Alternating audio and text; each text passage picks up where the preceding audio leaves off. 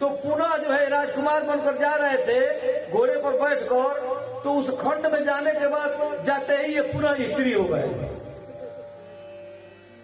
जो घोड़ा था वो घोड़ी हो गया, जो घोड़ी थी वो घोड़ा हो गया। परीक्षित जी ने पूछा, गुरुदेव ही बताइए कि इस खंड का इतना क्या प्रभाव है, क्यों पुरुष स्त्री हो गया और स्त्री पुरुष? उन्होंने कहा कि यह श्राप है भगवान शिव का, क्योंकि एक बार भगवान शिव अपने अर्धांगिनी मैया पार्वती के साथ विहार कर रहे थे, तो सप्तऋषि लोग घूमते हुए आ गए, लज्जित हो गई मैया। तो उन्होंने कहा कि ऐसा यहाँ पर व्यवस्था बना दी पुरुष वर्ग जब आवे तो स्त्री हो जाए। तो उन्होंने कहा ऐसा ही होगा, तो इसलिए वो जो राजकुमार थे वो राजकुमारी बन गई। तो जब राजकुमारी बन गई तो उन पर नजर पड़ गया चंद्रमा के पुत्र बुद्ध का, अत्रि के पुत्र चंद्रमा, चंद्रमा के बुद्ध, बुद्ध के पुरुरवा। तो इनसे चला चंद्रवंश।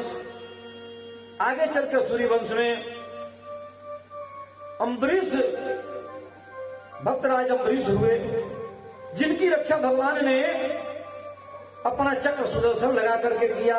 एक बार एकादशी का व्रत उन्होंने किया था और पारण करने वाले थे, तब तक दुर्वासा ऋषि आ गए। दुर्वासा को उन्होंने कहा कि पहले आप पा लेते तब हम पारण अपना करते। तो वो चले गए संध्या वगैरह करने, विलंब होने लगा। जब विलंब होने लगा तो वैदिक ब्राह्मणों ने कहा कि भगवान का चरणोदक ले लिया जाएगा तो वह पारण भी हो जाएगा और व्रत भी रहेगा, क्योंकि भाई अतिथि को बुलाकर पहले पाल लिया जाए ये भी उचित नहीं है।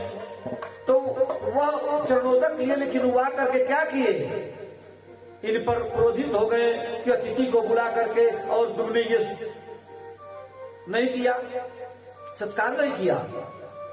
तो उन्होंने कृत्या नाम की राक्षसी को पैदा किया। उस कृत्या से भगवान ने रक्षा किया, अपना चक्र सुदर्शन पीछे लगा दिया दुर्वासा के, और साल भर तक पूरा घूमते रहे। क्यों? क्योंकि भगवान अपने भक्त के बस में रहते हैं। लोग परीक्षित ने पूछा कि गुरुदेव ये बताइए भगवान को क्रोध कब होता है?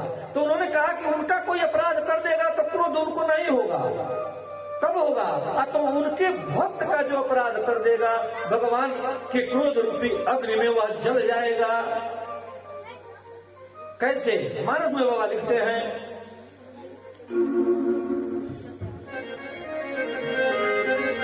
कि सोनो सुरेश रघुनाथ सुभाष, सोनो सुरेश,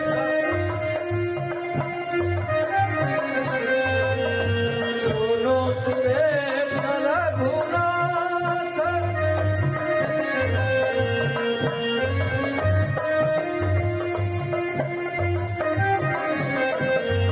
निज अपराध रिसाई न काबू,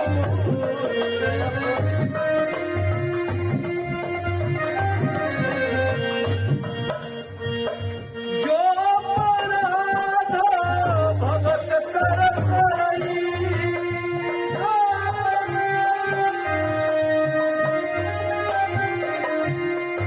राम रोष, राम रोष पावक सो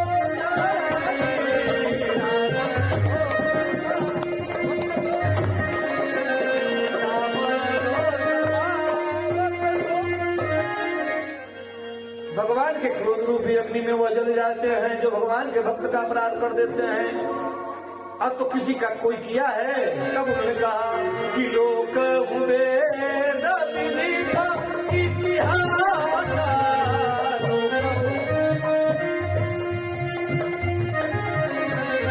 आया महिमा नहीं दूरवासा,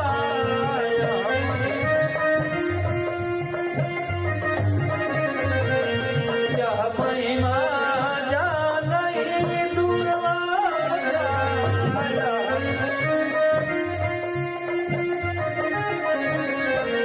दुर्वासा से अच्छा कोई नहीं जानेगा इस महिमा को। क्या हुआ? तो साल भर तक चक्र उनके पीछे लगा रहा भगवान का। नारद जी मिल गए। नारद जी ने कहा क्यों इतना हाँफ रहे हैं? दुर्वासा ने कहा ऐसा ऐसा हमारे अपराध कर दिया है। तो उन्होंने कहा कहीं जाएंगे कोई बैठने के लिए नहीं कहेगा। काहू बैठन कहा न वही काहू बैठन अनाथी को सकई राम कर जोड़ी।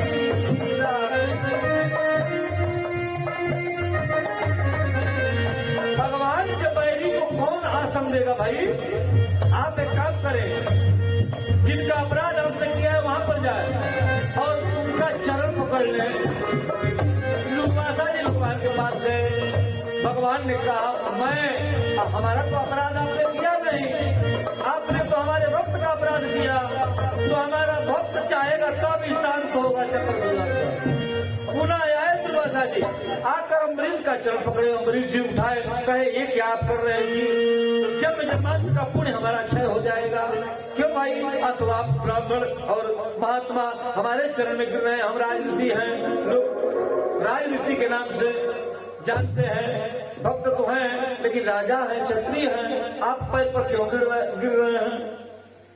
उन्होंने कहा कि भाई सबको शांत करो। उन्होंने कहा कि जब ऐसा बात जब कहा तो भगवान के आगे उन्होंने जल लेकर के हाथ में कहा, हे प्रभु, यदि मैं निष्काम भाव से आपकी भक्ति सेवा करके जो पुण्य अर्जित किया हो और उस पुण्य का जो फल हो, उस फल के प्रभाव से ये चक्र सुदर्शन शांत हो जाए।